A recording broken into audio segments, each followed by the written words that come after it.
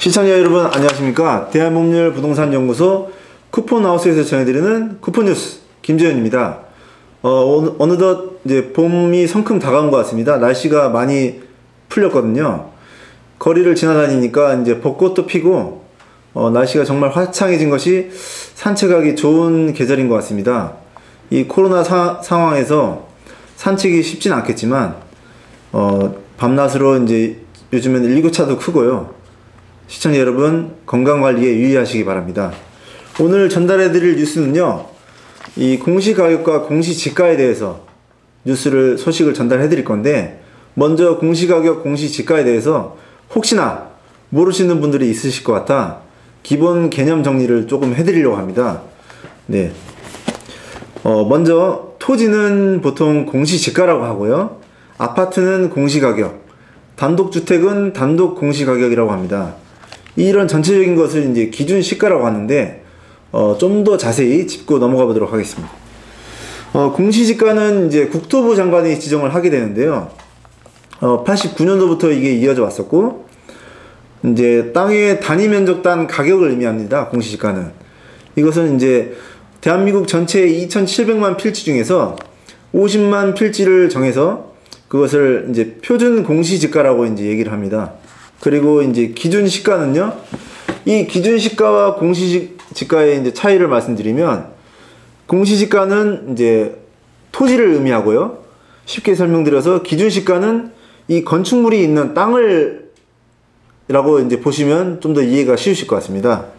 이제 기준시가는 이제 국세청에서 보통 하게 되는데, 이 국세청에서 개개인들에게 양도소득세, 이런 세금 관련된 거를 이제 부여하는 기준이 됩니다.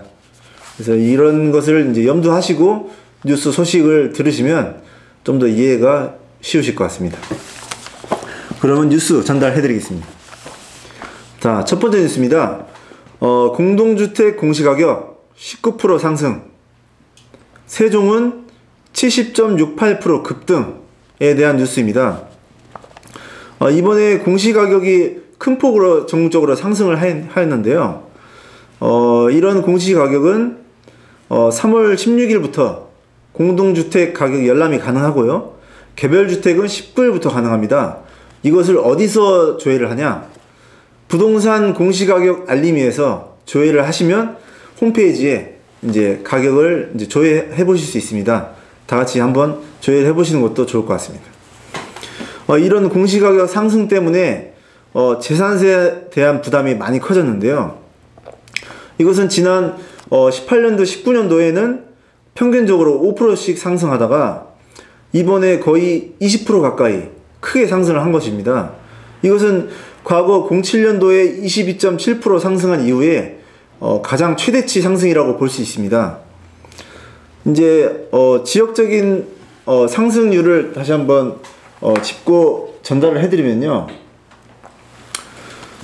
경기도는 23.9%, 서울은 19.9%, 대전은 20.5%, 부산은 19.6%, 광주는 4.7%, 제주는 1.7% 해서 상승했습니다.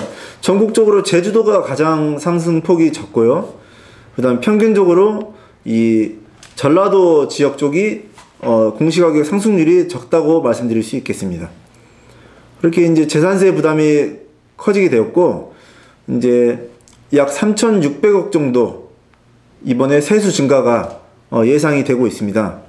이와 같은 공시가격 현실화율은 현재는 60에서 70% 수준인데, 이것을 정부에서는 2030년까지 약 90%까지 상승을 시킨다고 합니다.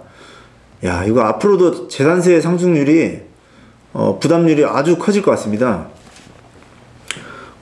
여기서 이제 염두하셔야 될 것은 이와 같은 재산세 부담은 결국은 임대인들이 이 전세 가격이나 매매 가격 상승으로 이어진다는 것입니다. 왜냐하면 내가 세금을 많이 내니까 이것을 가격 상승분으로 보상을 받겠다라는 보상 심리가 크게 작용을 하게 되는데요.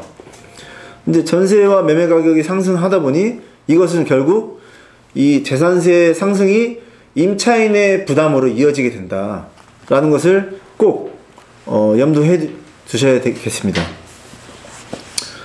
다음은 두 번째 뉴스 소식입니다. 두 번째 뉴스 소식은 우리가 강남이냐 수도권 곳곳 공시가격을 집단 이의 신청에 대해서 말씀드리고자 합니다. 집단적으로 이의 신청하는 것은 보통 입주자 협의회나 분여회에서 이제 이의 신청을 하고 있는데, 이제 집값이 오른 만큼 월 소득이 오른 게 아닌데 보유세를 이렇게 올리면 우리가 어떻게 사느냐와 같은 이제 주장을 이제 하고 있습니다. 보통 이 자산 가격을 상승을 세금에 반영을 할 때는 속도를 조절해서 이 충격을 완화를 해야 되는데, 지금과 같은 코로나 사태와 이 집값 폭등으로 인해서 이 임차인들의 부담이 커진 상황에서 현실화율을 조정을 해야 됨에도 불구하고 현실화율을 오히려 올렸기 때문에 이런 부작용이 생긴 게 아닌가라는 생각이 이제 들기도 합니다. 이런 공시가격 상승은 재산세 증가, 종부세 증가 뿐만 아니라 전세가격, 매매가격 상승, 이제 기초수급자가 제외되기도 하고 이런 연금 같은 거에도 많은 영향을 미치고요. 더 나아가서 건강보험료 가격 상승, 이제 많은 부분에 영향을 미치기 때문에 이런 공시가격, 공시지가 상승은 앞으로 어떤 영향을 미치는지 좀 더 우리가 많이 연구하고 공부하고 접근해야 될 것 같습니다.